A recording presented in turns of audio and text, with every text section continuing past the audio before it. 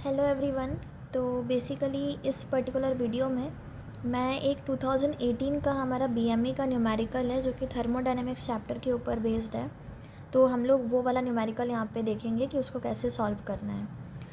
तो basically question ये है, calculate the quantity of work. अब सबसे पहले यहाँ पे तुम लोग वर्क पे फोकस करो। उन्होंने हमें वर्क निकालने बोला है, तो ये चीज़ तो क्लियर हो गई कि यहाँ पे भाई जो भी फॉर्मूले लगेंगे हमारे वो वर्क के लगेंगे।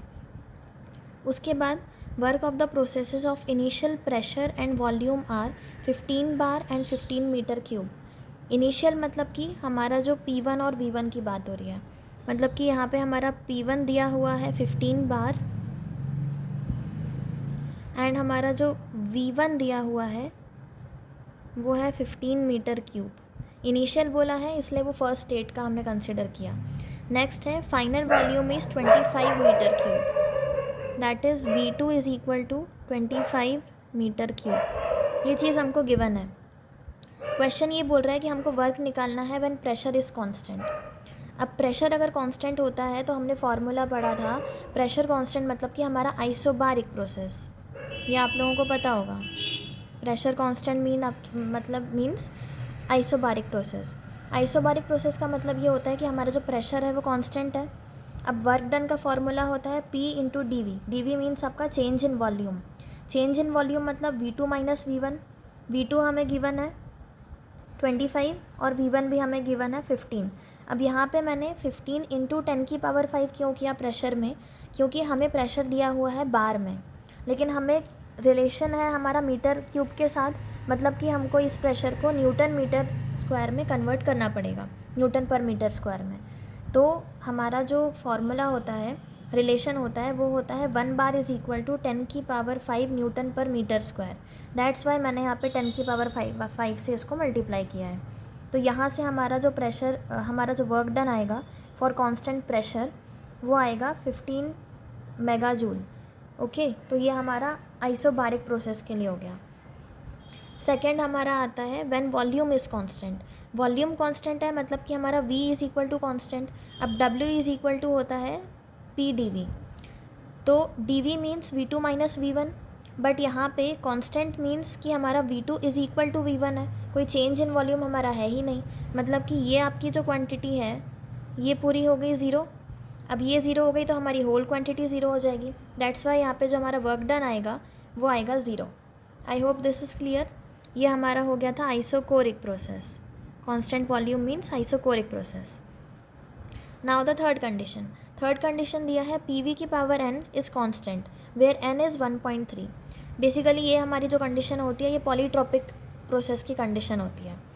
अब देखो PVn is equal to C में हमारा जो वर्क डन का फॉर्मूला होता है वो होता है P1V1 minus P2V2 upon n minus 1। अब अगर अपन देखें तो हमारे पास P1 गिवन है, हमारे पास V1 भी गिवन है एंड V2 भी गिवन है।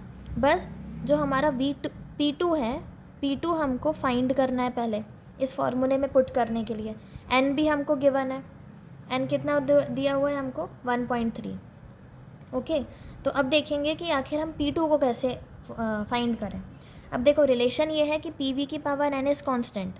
इसका मतलब क्या होता है, देखो हमने पढ़ा था कि when PV is equal to constant, इसका मतलब क्या होता है P1V1 is equals to P2V2, right, ये आपको याद होगा।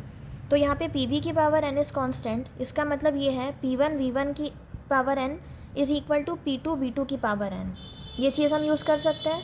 अब यहाँ पे मैंने P1 की वैल्यू रखी, V1 की वैल्यू रखी, n की वैल्यू रखी, यहाँ से मेरा P2 आराम से आ जाएगा जो आया 7.72 बार।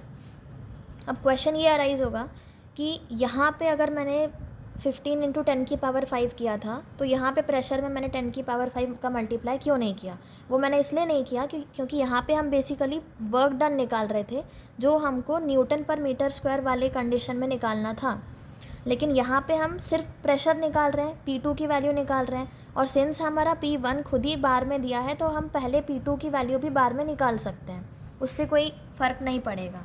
अब जब हम वर्क डन में इसकी वैल्यू पुट करेंगे तो यहाँ पे हम 7.72 इंटू 10⁵ कर देंगे। जब हम इसको वर्क डन में पुट करेंगे ना वैल्यू, तो 7.72 इंटू 10⁵ कर देंगे, तब जो हमारा वर्क डन आएगा वो मेगाजूल में आसानी से आ जाएगा। अब P2 की वैल्यू आ गई हमारे पास, अब हमको क्या करना है, इस P2 की वैल्यू को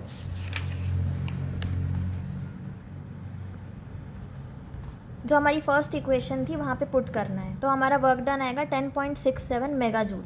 अब हमारा जो फोर्थ क्वेश्चन है, ये आप लोगों को समझ में आ गया होगा।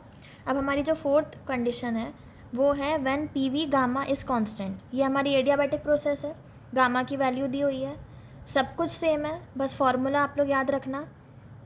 यहाँ पे जो वर्क डन होता है फॉर द फोर्थ कंडीशन ये होता है P1V1 minus P2V2। I think ये मैंने पीछे लिखा हुआ है, ओके नहीं लिखा है, अभी देख लीजिए।